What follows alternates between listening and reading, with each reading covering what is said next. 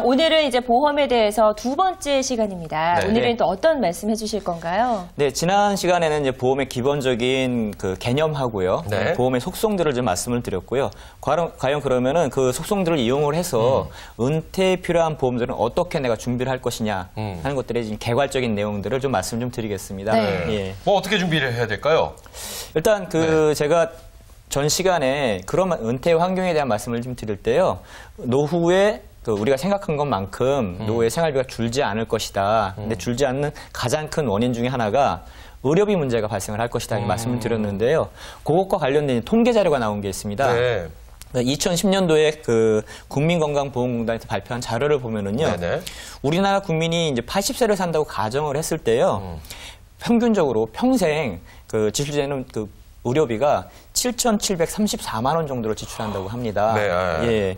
그런데 이 중에 60세 전까지 지출되는 비용이 3,409만 원 정도. 와, 예. 60세 이후에 50%가 넘네요. 그렇죠. 60세 이후에 한 56% 정도 네. 그 4천만 원이 넘는 돈을 60세 이후에 쓰게끔 돼 있습니다. 네. 예. 이 통계치만 봐도 노후에 은퇴에 의료비 부담이 만만치 않다는 것들을 좀 보여주고 있거든요. 네, 그렇기 때문에 우리가 이제 60세 이전에 조금 더 완벽하게 준비를 미리 해야 된다는 말씀이네요. 그렇죠. 예.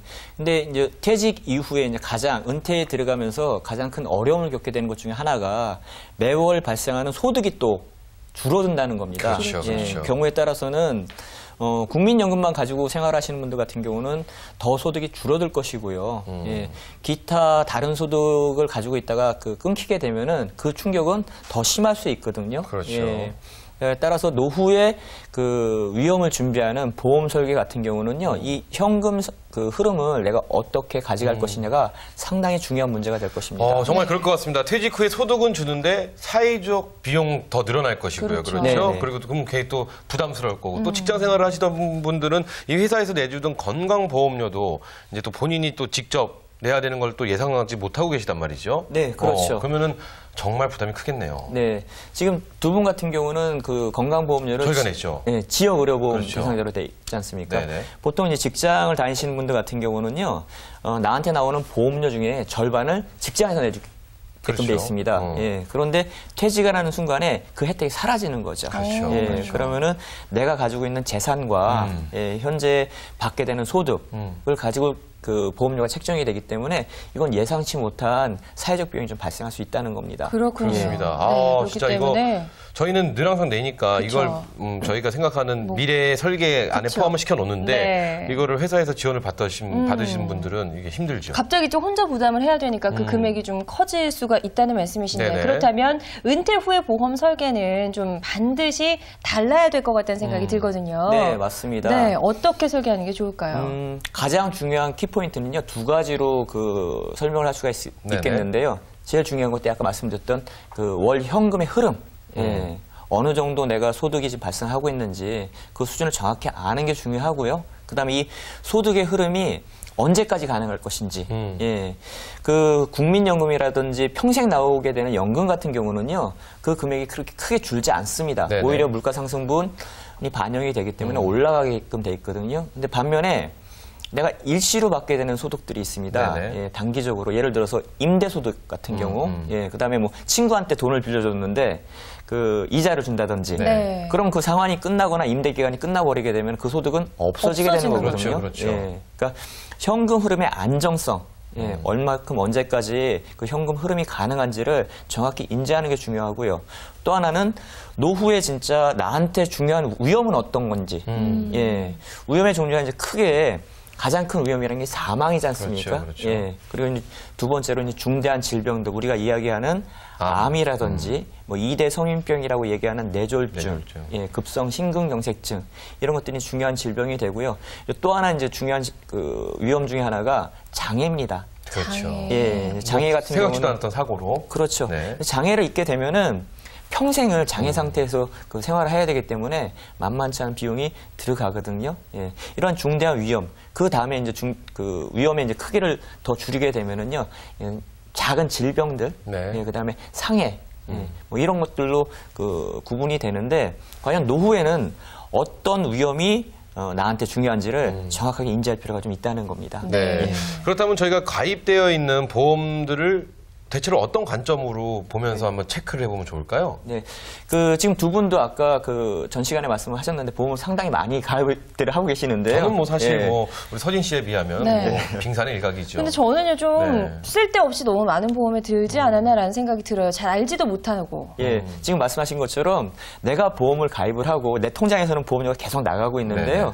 제가 현장에서 이제 재무 상담을 하다 보면은 도대체 내가 무슨 보험을 가입을 그렇죠. 했는지, 예, 이게 뭘 보장을 해주고 있는지도 잘 정확히 알고 계신 분들이 드뭅니다. 맞습니다. 예, 따라서 은퇴 생활 하시는 분들이나 은퇴에 이제 들어가시는 분들이 가장 먼저 체크를 하실 게 기존에 내가 가입하고 있는 보험이 어떤 보험인지를 가장 먼저 체크를 하셔야 됩니다. 네. 예. 근데 이제 체크를 하실 때 이제 몇 가지 포인트를 염두에 두고서 체크를 하셔야 되는데요. 제일 먼저는 이 보험이 도대체 무엇을 보장을 해주고 있는지. 그렇죠. 반드시 알아야죠. 그렇죠. 명확하게. 알아야죠. 이게 사망을 보장을 해주는 건지, 암 진단을 보장을 해주는 건지, 상해나 질병 여부에 대해서 보장을 해주는 건지를 점검을 하시고요. 네. 그다음에 그럼 얼마를 보장을 해주는 건지. 예, 뭐 암 진단비로 보장을 해준다고 하는데. 오래전에 나왔던 암 진단비 같은 경우는 금액이 상당히 작거든요. 예, 근데 물가 상승률만큼 암 진단비가 올라가 있으면 상관이 네. 없지만 그렇지 못할 경우에는 그렇게 큰 효과를 발휘하지 그렇죠, 못합니다. 그렇죠. 예, 그래서 지금 말씀드렸던 두 가지 무엇을 보장을 해주는지, 그 다음에 얼마큼 보장을 받을 수 있는지를 먼저 체크를 하시고요. 두 번째는 이게 도대체 보험의 만기가 언제냐? 그 만기라는 것은 제가 납입을 하는 납입 만기가 아닌 예, 그렇죠? 그 만기가 이제 두 가지가 되는 보장 건데, 만기. 예, 보장 만기하고 납입 만기를 두 가지를 갖다가 이제 점검을 하셔야 되는데, 이제 보장 만기는요, 이 보험이 예를 들어서 암 진단을 보장을 해주고 있는데, 지금 나오는 보험 같은 경우는 암 진단비 같은 경우도 100세까지가 나오고 있습니다. 네. 예.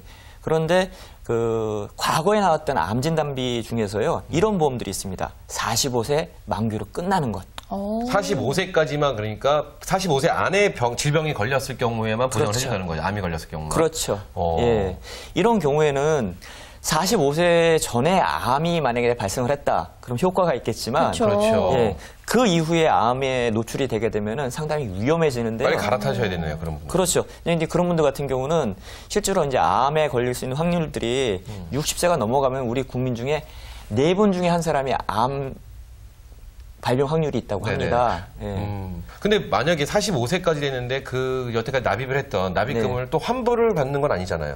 45세가 만기가 되기 때문에요. 네. 그때는 만기 환급금이라는 것을 받을 수가 있습니다. 그러면 그때에서 갈아타도 늦지 않는 거 아니에요? 그렇죠. 그때 갈아타셔도 늦지는 않죠. 근데 저희 이제 주변에 친하신 형님이 계시는데 종신보험이라고 해요. 사망 헬스 받을 경우. 근데 거기에 이제 종신보험인데 어느 정도 나이가 되면은 그렇죠. 그걸 또 연금으로 돌려서 받을 수도 있다라고 알고 계셔요. 근데 그분 같은 경우는 거기에 이제 암에 대한 질병도 막 포함이 되는데 그러면 연금으로 갈아타게 됐을 경우에는 암에 대한 그 질병에 대한 것도 그냥 보장은 그대로 가면서 연금으로 환급을 받아서 쓸 수 있는 건가요?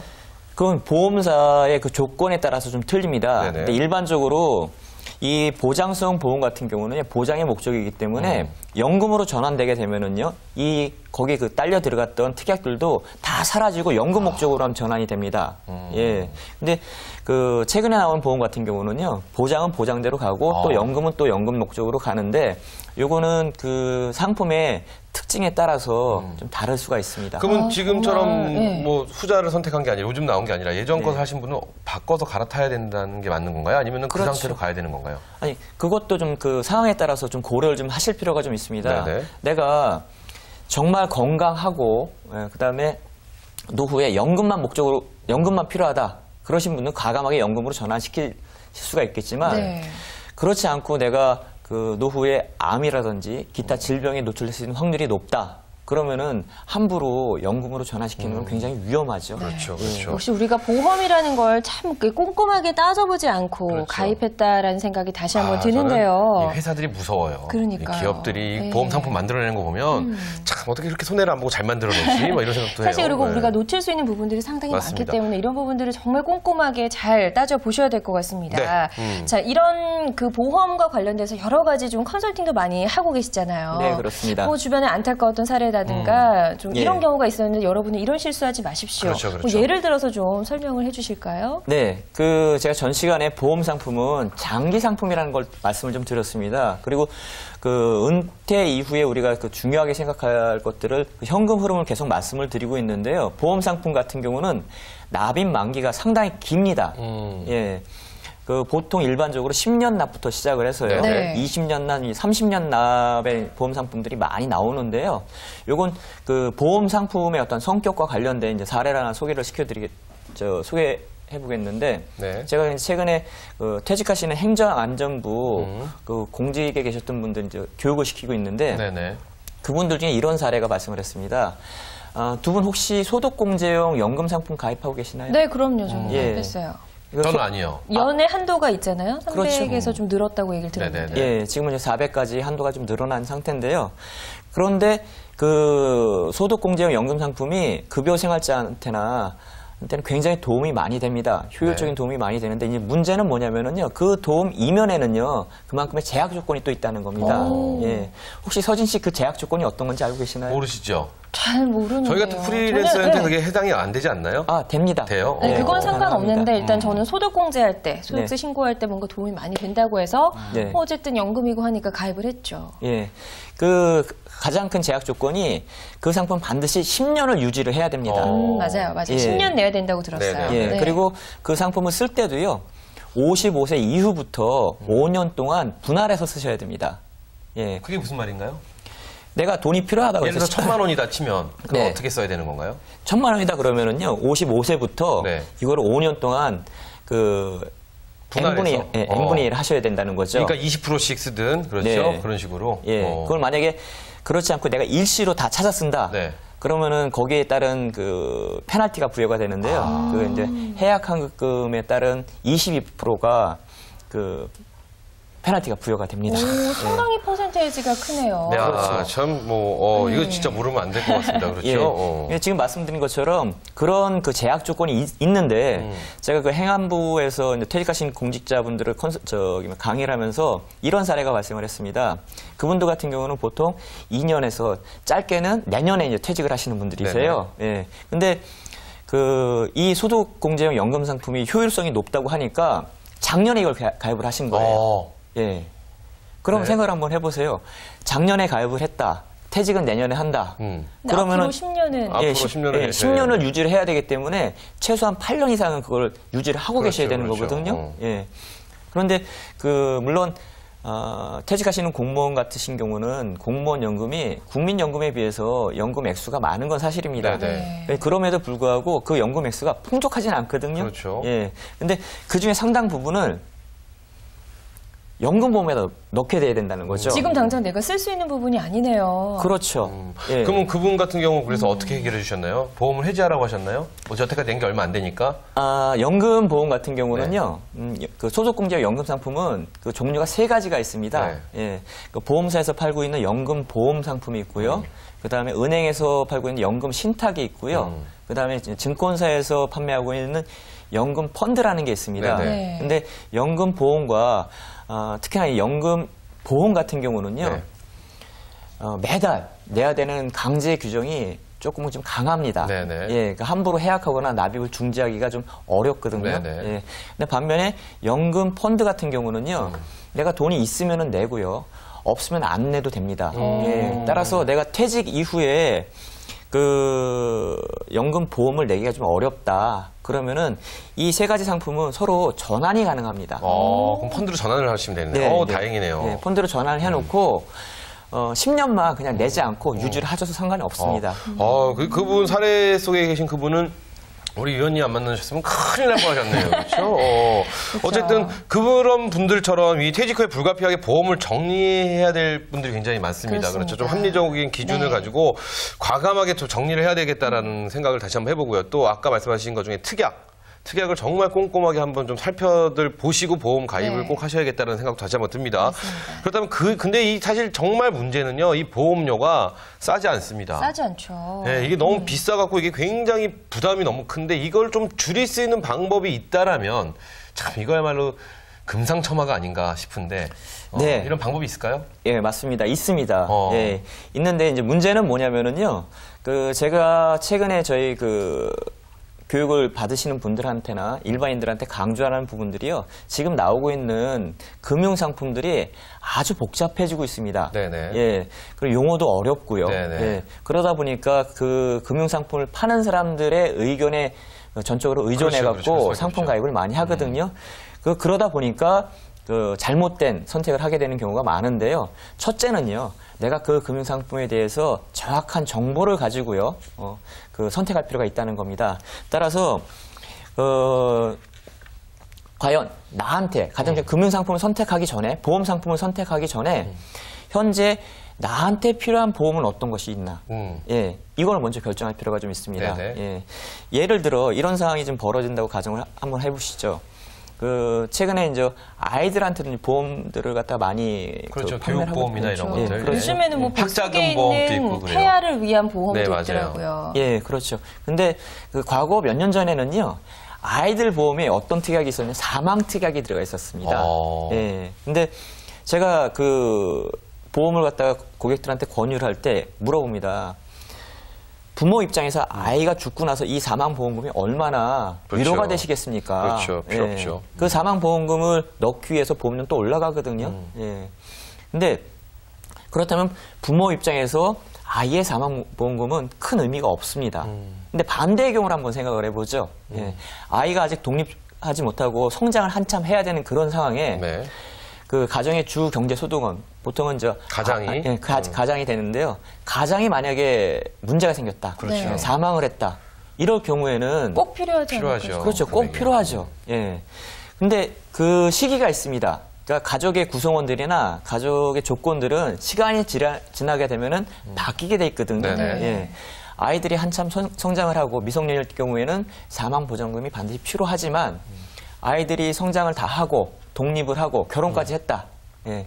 이럴 경우에는 부모의 사망 보장금이 과연 어떤 의미가 있을까를 한번 생각해 볼 필요가 있다는 거죠. 그렇다면 지금 말씀은 필요 있는 것이 있고 필요 없는 것이 있지 않습니까? 그렇죠. 그러면 필요 없는 것은 특약에서 뺀다라는 말씀인가요? 그렇죠. 그럼 특약을 보험금을 빼기도 줄일 하고. 수 있다? 네. 그럼 예를 들어서 제가 지금 몰랐기 때문에 한 2, 3년 정도 지금 납입을 하고 있습니다. 네. 근데 오늘 전화를 해서 아니면 이제 내일 모레 주말이니까 다음 주에 전화를 해서 이 특약을 좀 빼고 싶습니다라고 하면 그 다음부터 보험료가 조정이 돼서 다시 나오는 건가요? 네, 그렇게 조정이 가능한데요. 네네. 보험 상품들은 우리가 생각하는 것처럼 모두 똑같은 규정으로 적용되지 않습니다. 내가 가입한 상품들이 각각에 따라서 뺄 수도 있고요. 또 넣을 수도 있습니다. 그런 기능을 가지고 있는 보험도 있지만요. 또 그렇지 못한 보험들도 있습니다. 여기에 또 함정이 있네요. 그렇죠. 예. 그러니까 따라서 제가 지금 퇴직하시는 분들, 그다음에 은퇴 생활을 지금 하시는 분들이 가장 먼저 점검을 해야 되는 것들이 기존에 가지고 있는 보험들을 점검을 하고 말씀을 드렸잖아요. 그러니까 지금 보험을 점검할 때 내가 진짜 이 특약은 필요가 없어서 빼야 되는데 뺄 수 있는 건지 없는 건지도 먼저 점검을 해야 된다는 거죠. 네. 좋습니다. 네. 지금까지는 이제 우리가 질병이 발생했을 때 어떤 그런 보험에 대해서 좀 알아봤다면 좀 전에 얘기하셨는데 사망 보장을 얘기하셨거든요. 그 사망 보장에 대해서도 조금 더 구체적으로 알아볼까요? 사망 보장 같은 경우는 이런 경우가 있습니다. 노후에 이 사망 보장이 자식들한테 도움이 되는 건지, 예. 그렇지 않다 그러면은 과감하게 사망 보장금을 날려야 되고요. 예.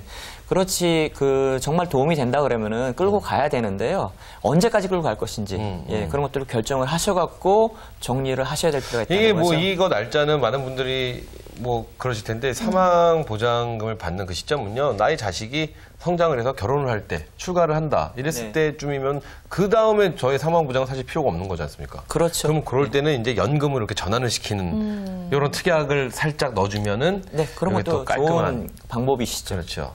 보험 전문가가 된 것 같은 느낌이 드네요, 제가. 그리고 우리 보험에 이제 지급할 때도 저는 약간 궁금증이 생겼는데요. 보험을 처음에 이렇게 들었다가 나중에 보험금을 환급받지 않는 형태로 바꿀 수도 있나요? 보험금을? 그렇지는 않습니다. 처음에 보험을 가입할 때 그건 먼저 선택을 하셔야 됩니다. 네. 내가 만기에 환급을 받을 수 있는 보험으로 가입을 할 것인지 아니면 처음부터 이거는 소멸성, 순수 보장용으로 설계를 할 것인지를 선택을 하셔갖고 가입을 하셔야 됩니다. 근데 거기에 대한 장단점이 분명히 있을 것 같아요. 그렇죠. 네. 저 돈을 다시 받는 건 아무래도 좀 장점보다 단점이 좀 있을 것 같고. 그렇죠. 제가 환급을 받은 만큼. 네. 그리고 그냥 환급을 받지 않고 소멸을 시킨다고 하면 아무래도 회사 쪽에 더 많은 이득이 생기니까 저한테 더 많은 어떤 혜택이 더 있지 않을까라는 생각도 드는데 어떤가요? 지금 그 만기에 대한 관점들이 좀 생각을 하셔야 될 게요. 네. 뭐 나이가 젊었을 경우에는 만기를 따질 때 60, 80 만기가 어느 정도 그 예상이 됩니다. 네네. 근데 이제 퇴직하신 분들 같은 경우는요, 이 만기라는 게 80이 될 수도 있고요, 90이 될 수도 있고요, 100세까지 갈 수도 있습니다. 그렇죠. 예, 그러면은 나는 그 은퇴 이후에 가장 필요한 보험이라는 게 이제 보장을 받기 위한 상해나 질병에 대한 보장을 받기 위한 그 보험인데요. 그러면 결국은 돌아가시기 직전까지 이 보험이 유지가 돼야 된다는 거죠. 그렇죠. 예. 그렇다면 이분들한테 보험의 만기는요, 돌아가시는 순간, 사망하는 순간이 이제 만기가 될 겁니다. 그렇다면 이 보험이 내가 충분히 그 자산 여력이 있어서 내가 죽고 난 다음에도 가족들한테 뭘 주겠다 네. 하시는 분들은 보험료를 높게 가져가셔도 상관이 없습니다. 그렇죠. 예. 근데 만기 환급금은요, 보험사의 사업비라든지 전 시간에 말씀드렸던 사회부조적 성격의 다른 사람한테 지급됐던 보험금을 다 제외하고 그 책정이 되는 거기 때문에 그걸 다 빼고서 내가 보험금, 만기 환급금을 받으려면 상대적으로 보험료가 좀 높게 그렇죠. 구성이 됩니다. 네. 예.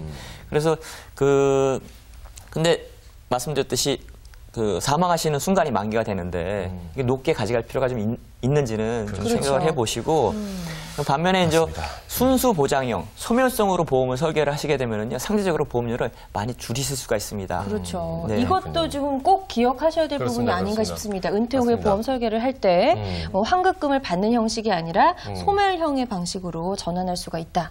전환은 안 전환은 됩니다. 전환은 아니고 처음부터 선택을 하셔야 선택을 된다. 잘 하셔야 된다는 거죠. 야, 굉장히 많은 보험 정보가 머릿속에 들어오니까요. 복잡하네요. 복잡합니다. 그러니까 네. 한번 주변에 믿을 만한 가족이나 친구들이 보험 설계사를 하시면 제일 좋을 것 같아요. 그렇죠. 딱 잡고 네. 한번 자세하게 한번 상의를 다시 한번 해보시는 게 어떨까 싶습니다. 네. 그렇다면 이제 다음은 상해나 장애에 대한 이 보장도 좀 유념해야 되지 않을까 싶은 생각이 들거든요. 네, 맞습니다. 앞에 이제 말씀드렸듯이 이제 사망에 대한 것들은 가족 구성원이나 조건에 따라서 선택을 하시면 네네네. 되고요. 그 노후에 이제 필요한 그 그 대비해야 될 위험이라는 것은 가장 큰 게 질병이 그렇죠. 될 겁니다. 그 아무래도 신체적 능력이 떨어지기 때문에 질병에 노출될 확률이 높습니다. 예, 그다음에 상해를 입더라도요, 회복할 수 있는 그 회복력도 떨어지기 때문에요, 비용이 좀 많이 들어갈 수 있는 확률이 네. 높습니다. 예를 들면 어떤 경우가 있을까요? 저희 어머니께서 평생을 병원에 입원하신 경험이 없으셨어요. 네네. 예, 근데 70이 넘어가셨는데 대상포진이라는 병에 걸리셨습니다. 굉장히 고통스럽고 네. 좀 치료하기도 쉽지는 그렇죠. 않고 그렇죠. 예, 젊은 사람들 같은 경우는 면역력이 그렇죠. 충분해서 그런 병에 노출될 확률이 적다고 하는데요. 연세가 드시다 그렇죠. 보니까 이제 그런 병에 노출이 되셨거든요. 예, 그래서 그것 때문에 한 일주일 정도를 병원에 입원을 하셨어요. 예, 근데 이제 병원에서 이제 두 가지 제안을 하더라고요. 왔다 갔다 하면서 치료를 하실 거냐, 아니면 입원을 할 것이냐. 네. 근데 다행히 제가 그 어머니가 실손 의료비 보험이 있었습니다. 오, 네. 다행이네요. 근데 이것도 이제 생각하시기에 실손 의료비가 보장을 해주는 게 이제 두 가지 측면에서 보장을 해주는데요. 통원할 때 하고요, 입원할 때 하고요. 근데 통원비 같은 경우는 한도가 최대 25만 원에서 20만 원 네. 정도로 그 금액이 한도가 있습니다. 네. 예. 근데 만약에 가서 내가 그 치료를 받는데 그 금액 이상이 넘어가면은요, 그건 내가 전적으로 부담을 해야 된다는 말이죠. 예. 그렇군요. 근데 반면에 입원을 하시게 되면은 입원 의료비 한도는 며칠이 됐던지 간에 한도 자체가 5천만 원으로 그 픽스가 돼 있습니다. 예. 그러니까 입원하신 게 훨씬 더 그렇죠. 치료받기도 예. 편하시고 하시겠네요. 그리고 제가 그 맞벌이 하다 보니까 어머님을 집에서 그렇죠. 돌봐줄 모셔다 수 있는 드릴, 상황이 네. 안 됩니다. 예. 그래서 그 어머니 그냥 입원을 하십시오. 그래서 한 일주일 정도 입원을 한 경험이 네. 있었습니다. 그러니까 이런 경우입니다. 이 보험이라는 걸 정말 적절하게 쓸 수 있는 경우가 맞아요. 지금 위원님이 말씀하신 이런 경우가 아닌가 싶어요. 이런 걸 잘 알고 계셔야 저희 돼요. 어머님 같은 관절 수술하셨는데 보험이 없으셔갖고 네. 저희 뭐 하나도 혜택을 못 받았고요. 이런 경우가 있으니까 미리미리 정말 준비를 하셔야 된다는 거 다시 한번 알 수 있었습니다. 네, 자, 저희가 지금 보험에 대한 이야기를 이제 쭉 얘기를 해보고 있는데요. 그렇다면 끝으로 이제 은퇴를 앞둔 분들, 노후에 갖고 있으면 참 좋은 보험 있다면 하나쯤 추천을 좀 해주시죠. 그 전에 위원님 지금 어떤 보험 갖고 계시나요? 건강 쪽에 대해서. 저는 이제 기본적으로 이제 그 결혼을 했기 때문에 사망보험금이 조금 있고요. 예, 그 다음에 이제 중대한 질병에 대한 보험이 있고요. 상해. 세 개? 아니요, 그 실손의료비 보험. 실손 4개. 예, 근데 이게 저는 그 2개로 나눠져 있습니다. 저도 이따 물어봐서 그렇게 하도록 하겠습니다. 자, 그럼 끝으로 그 좋은 보험 하나 추천을 해주시죠. 꼭 필요한 보험. 예, 가장 필요한 보험은요. 그 노후에는 상해나 질병에 노출될 확률이 높고 회복 기간이 길어지니까 이걸 보장해 줄 수 있는 보험이 반드시 필요하지 않나 생각이 듭니다. 이 보장을 갖다 위험에 대해서 대비하는 가장 좋은 상품은 현재 나와 있는 것 중에서는요, 그 실손의료비 보험. 실손의료비 보험이 보장의 범위도 넓고요. 그다음에 혜택을 보실 수 있는 그 확률이 높습니다. 근데 문제는 그 금융상품은 소비자를 위한 게 아닙니다. 물론 소비자를 위한다고 나와 있지만요.